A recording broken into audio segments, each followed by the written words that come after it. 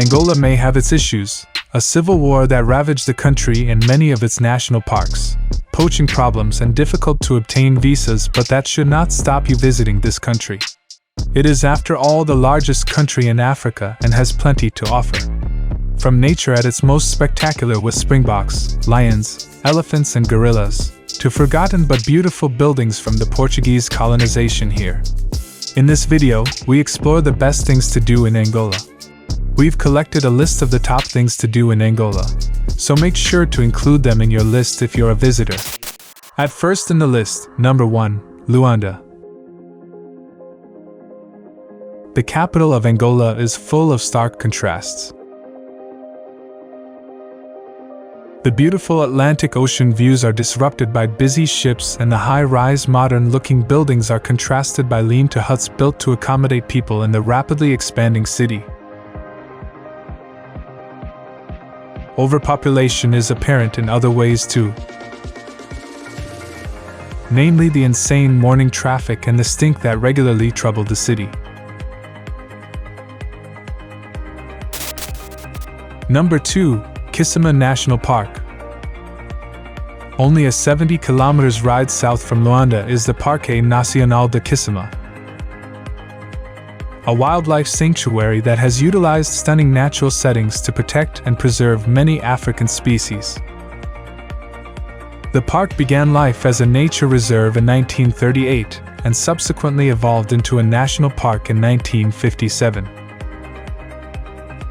During the Civil War years, the park was neglected and fell victim to poaching, but its population of buffalo, elephants, and even sea turtles are now going strong. Number 3, Tunda-Vala Fissure. The Tunda-Vala Fissure is one of the most spectacular natural sights in Angola. It can be found between the cities of Lubango and Namibe at an elevation of 600 m above sea level.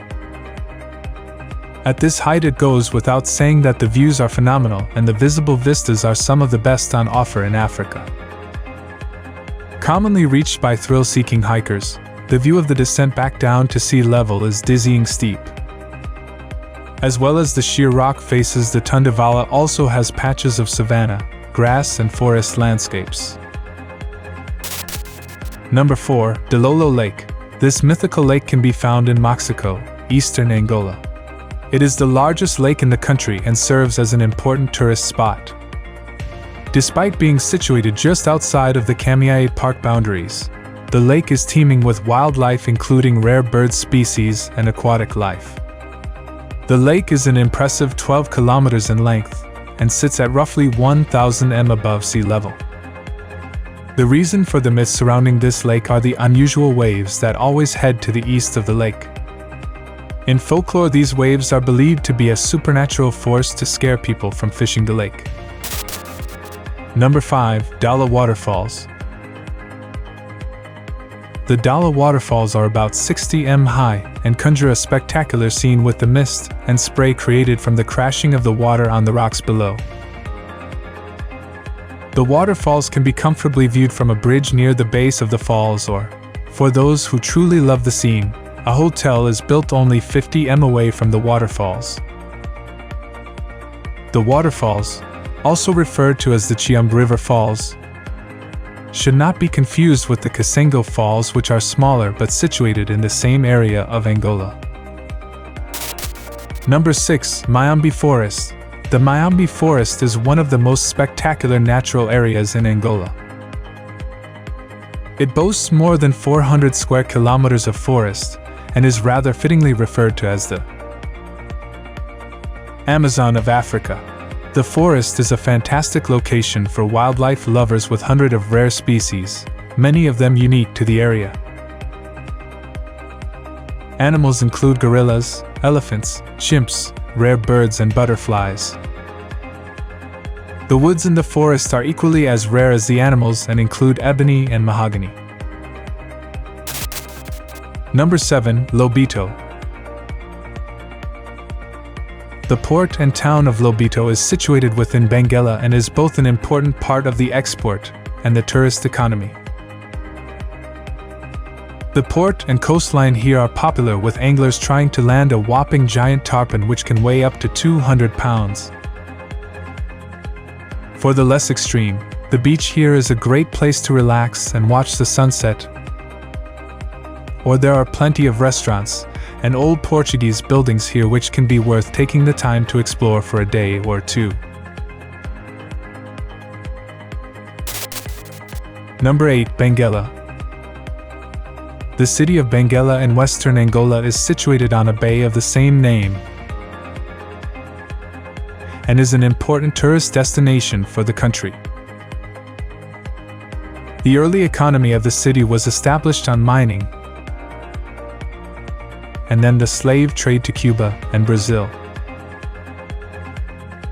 Tourism is actively promoted in the city, and an international railway is located nearby. The main attractions of the city are its beautiful oceanside location coupled with the breathtaking Portuguese architecture. Number 9. Iona National Park.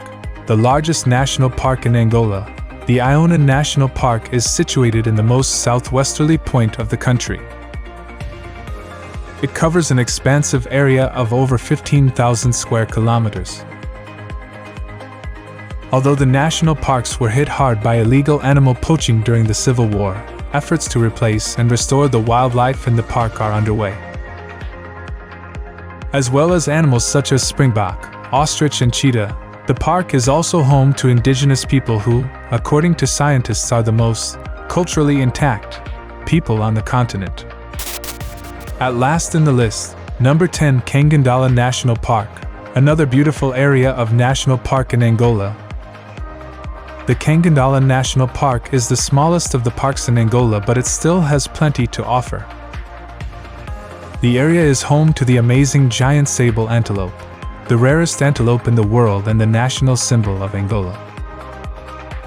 The park is well served with road access and airports within the province.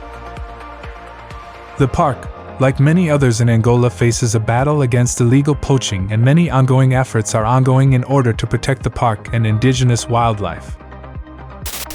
Now it's time to hear from you. What's your favorite things to do in Angola?